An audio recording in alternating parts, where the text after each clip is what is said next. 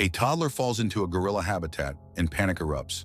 But instead of attacking, the grieving silverback does something that leaves everyone in shock, revealing the depths of animal emotion and maternal instinct. The gorilla habitat had always been a popular spot, but today something felt off. Zara, the usually lively silverback, wasn't engaging in her usual playfulness. She remained still at the far end, absent-mindedly chewing on a branch, her deep eyes lost in thought. Normally, she would swing, climb, and even playfully interact with visitors.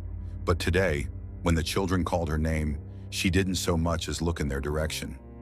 Outside the enclosure, the small group of humans enjoyed their antics. They laughed, and the adults carried their children on their shoulders for them to enjoy it better. Liam's mother tried to focus on the gorillas, but her restless toddler had other plans. "Liam, don't climb that," she warned. He didn't listen. His small fingers gripped the railing as he leaned forward, wide-eyed with wonder. Then he peeped into the enclosure. Seeing the creatures seemed to justify his disobedience in his little brain. Because his eyes grew wide, his tiny mouth formed an odd "oh," and he disobeyed even more by bending further. Then, disaster. 1 second, Liam was gripping the railing. The next, he was gone. A tiny gasp, a blur of movement, then a dull thud. Silence. "Liam!" His mother's scream pierced the air. Heads turned, gasps filled the crowd. Then came the sound no one wanted to hear, a heavy, muffled thud. "Oh God, Liam!" The mother cried out again as she spotted her child lying face down. He didn't appear injured, but he was clearly too stunned to move. He had just plummeted 20 feet. "My baby!" she screamed once more, desperately calling for the zookeepers. The zoo staff rushed toward the enclosure immediately and looked in. "We will get him out, ma'am," they assured the woman, and she nodded, clutching her necklace. A few people judged her for turning her eyes away, but they did not say it out loud. Liam's mother was restless. She knew the zookeepers were doing something, but she needed to try to get her baby too.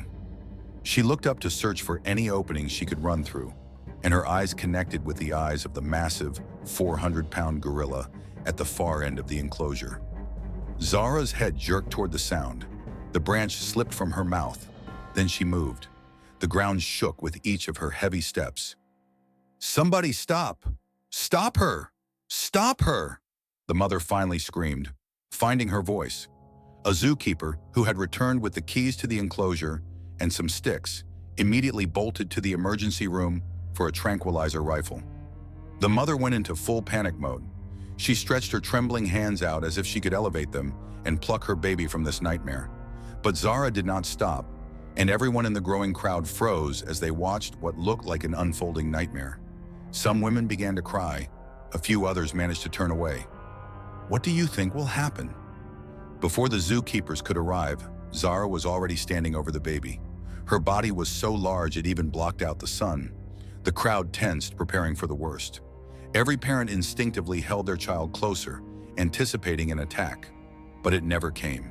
Instead, Zara, the 400-pound silverback, with hands powerful enough to shatter bone, did something unimaginable. She did not lash out. She did not bare her teeth. She did not roar. Her massive hand curled gently around the boy's tiny body, and she picked him up. She lifted him with a delicateness that seemed impossible for a creature of her size. Jaws dropped in the crowd. A few who had their eyes shut opened them. Only the mother still looked on in alarm. She let out a whimper as she watched her baby disappear into the grasp of something wild, something untamed. But Zara did not hurt him. Liam blinked up at the creature holding him. His frame looked tiny in her hands. His lips quivered, and for a moment it looked like he was going to cry. But then Zara did something even more unexpected. She gently cradled him against her chest. Zara rocked the child with care, and as if that weren't astonishing enough, a deep, guttural sound rumbled from her throat. Not a growl, not a warning, but something softer, a hum, a lullaby of sorts. She even pressed her broad lips to his forehead in what could only be described as a kiss. Liam's mother flinched. "Oh God, please." At this time, the zookeepers had returned with their radios and tranquilizer guns, but none of them had expected to meet this. One of them turned to the still shaking mother and tried to calm her. "She's comforting him," he pointed out. "But why?" An experienced zookeeper understood the reason immediately and turned to the crowd. "What do you think?" he asked. "Zara's baby died," someone answered. His name was Mitchell, and he had worked with Zara for years and had watched her grow into a powerful matriarch. He had seen her break up fights between the other gorillas and protect the little ones from danger, and he had seen her grieve. Just last month, Zara had lost her baby. An illness had killed him, and she had carried the small, lifeless body for days, refusing to let go. When the zookeepers had finally managed to take it away, she went rogue. Since then, she had huddled in the corners of the enclosure, looking for something that was no longer there. Now she thought she had found it. A new kind of silence settled on the crowd with that revelation. They all realized they were witnessing grief. The violent scene they had all anticipated quickly changed to a tragic one, and they all stared at Zara with pity. But the scene quickly changed again, from pity to worry, when they realized something else. She was not letting Liam go. For a fleeting moment, Zara filled them with hope. She moved toward the iron fence, and everyone held their breath, believing she was about to return the child. But instead, she turned and circled back again. The crowd anxiously urged the zookeepers to act, hoping they could gently persuade Zara to set Liam down. Yet the zookeepers knew they had to proceed with extreme caution. If they moved too quickly, if they startled her, she would feel threatened and fight back. And a mother protecting her child, whether human or beast, was the most dangerous thing in the world. Suddenly, Liam shifted and looked around. Then he made a sound. "Mama!" His mother couldn't hold it any longer, and she burst into tears. A zookeeper felt so sorry for her that he made a terrible mistake, so he took a step toward the gate. "Sorry for the interruption. To be continued." Before we continue with the story, I kindly ask you to like the video and subscribe to this channel. It is very important for us. Thank you very much. He did it slowly, but it was enough to cause havoc. What do you think the gorilla would do? Zara's head snapped up and her lips pulled back, revealing ivory canines. Then she turned and ran away from them, to the rocky part of the enclosure.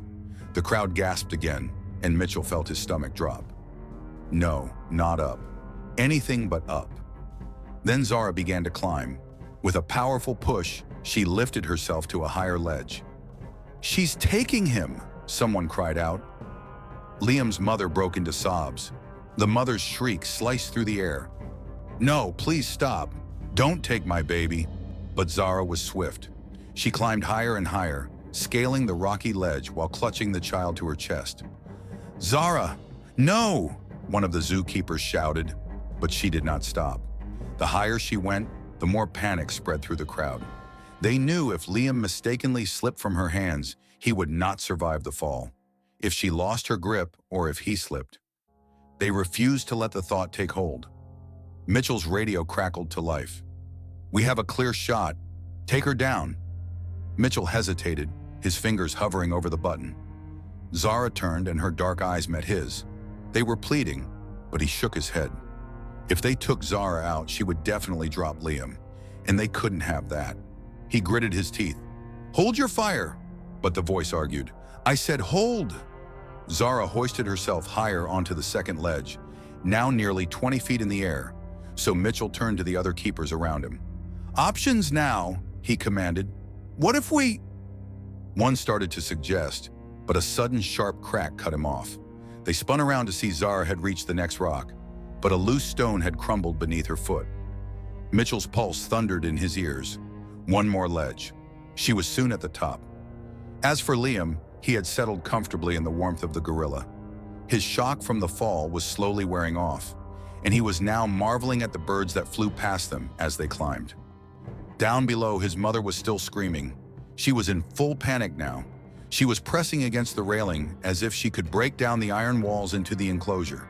The zookeepers were frantic. "We could lure her back down," another zookeeper suggested. Mitchell's wheels turned fast. He liked that plan. Now he knew what to do. He felt for something special in his pocket and found it. "Open the side gate," Mitchell ordered.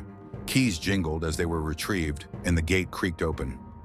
Mitchell stepped forward and the crowd erupted in anxious whispers. "What is he doing? He's going in there." "Oh my God, he's going to get himself killed." But Liam's mother looked at him with hope. "Please," she whispered, "please bring him back." Mitchell swallowed hard, and then he entered the enclosure. The gate clicked shut behind him. He wasted no time and walked down to the rock. "Zara!" he screamed, but the gorilla did not react. Instead, she took another step. The child's tiny legs dangled in Zara's hold. The risk was too much, but he took another step. Then he took the object from his pocket. It was a faded blue blanket, worn at the edges but folded carefully. It was Zara's blanket, the same one she had wrapped around her baby in the weeks before he died. She looked down, and Mitchell saw the shift, the hesitation and the confusion in her eyes. She knew that blanket. She had held it, buried her face in it, and inhaled the scent of her baby. Now Mitchell extended the blanket in the air. "It's yours, sweetheart," Mitchell said softly. All he wanted was for her to come down. Zara's nostrils flared as she took in the scene. She looked at the boy cradled in her arms. Then she glanced down at the blanket. For a moment, the world held its breath as she made her decision. Then, with a deep, rumbling grunt, Zara hesitated for a moment before shifting her weight. Her massive foot pressed against the rocky ledge, testing it. Then, slowly, she took her first step downward. Mitchell felt an enormous wave of relief flood through his chest, as if he had been holding his breath this entire time. He barely dared to believe what he was witnessing. The entire crowd was frozen in place, their collective hope hinging on every deliberate movement Zara made. Every parent watching clutched their child a little tighter. Every zookeeper stayed perfectly still, knowing that one wrong move could send everything spiraling into disaster. Liam's mother was gripping the iron railing so tightly that her knuckles had turned white. Her lips moved rapidly, murmuring something over and over again. A prayer? Her son's name? Maybe both. Zara continued her descent, each step careful, each movement deliberate. Mitchell kept his voice steady, gentle, encouraging. "That's a good girl, Zara. That's right. You're doing great." Her powerful hands gripped the rock, her body lowering ever so cautiously. Closer. The distance between her and the ground was shrinking. 20 feet, 15, 10. Mitchell felt his heart pounding, counting the moments. The air was thick with tension. Then finally, Zara's feet touched solid ground. A collective sigh of relief spread through the crowd, though no one dared to cheer just yet. The hardest part was over. But what would she do next? Mitchell took a careful step forward and another. One of the zookeepers threw in an orange, Zara's favorite. Mitchell picked it up and held it out to Zara. The gorilla's nostrils flared at first, but her grip on the child tightened. Then she walked up to him and reached for the fruit. That single movement was all Mitchell needed. He lunged and his arms wrapped around the toddler, yanking him free from Zara's grasp. A scream ripped through the crowd. It was the mother crying out in pure relief. The crowd erupted with shouts, their fear turning into astonishment. She sprinted toward the locked gate, desperate to reach her child. Mitchell turned and ran. Liam, away from Zara's warmth, finally began to cry. His tiny hands clutched Mitchell's shirt as he sprinted for the gate. His mother was already there. She fell to her knees, grabbed her baby, and burst into tears. She pulled him against her chest and pressed kisses to his hair and cheeks. Anywhere she could reach. "My baby," she wept. "Oh my God, my baby. Thank you," she thanked Mitchell. Mitchell smiled as he straightened up, his heart still beating fast. Liam was safe. Inside the enclosure, Zara stood motionless with the blanket and the orange, her deep eyes locked on the child. Her dark eyes flicked between Mitchell and the mother, who was clutching her child tightly. She had lost a child again. Mitchell swallowed hard. He had known from the start that this wasn't an attack. Zara was a grieving mother, desperately trying to fill the emptiness inside her. He turned to the other keepers and caught their damp eyes as they watched Zara grieve quietly. Zara turned. No anger, no fight, just loss. Then she vanished into the shadows. Outside the zoo, the news went viral, and the video some in the crowd took made the rounds, even to TV stations. They played the dramatic rescue on repeat, and everyone who watched it was in awe. It sparked many debates about gorilla intelligence. A few did not expect them to be that smart or display so much emotional intelligence. It also sparked conversations on maternal grief. While some people called for stricter zoo regulations, others demanded Zara be released to a sanctuary. And some, perhaps the ones who truly understood, saw what Mitchell and the other keepers had seen, a mother's pain.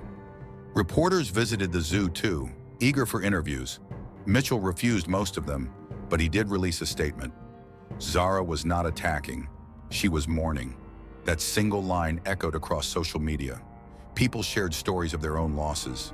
They also shared stories of grieving animals they had met.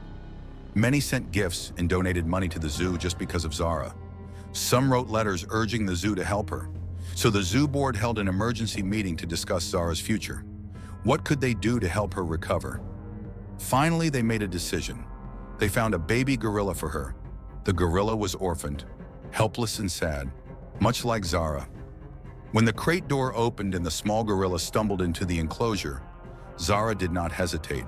She moved to the infant, and the baby let out a tiny, nervous sound. She reached out, pulled it close, and gave it a hug. The keepers exhaled in relief. It had worked. Some in the crowd wiped away tears. Zara was a mother once more. Her story reminds us of the profound pain that grief, especially the loss of a child, can bring. It also shows us that motherhood is universal, a bond that connects all living beings, whether animal or human. Did you enjoy this story? Do you believe that animals experience deep emotions like grief and maternal love, just as we humans do? Let us know in the comments below. If you like this story, don't forget to subscribe to the channel and give it a thumbs up. The pain of loss and the instinct to protect our universal feelings. Thank you so much for watching. See you in the next video. Have a fantastic day.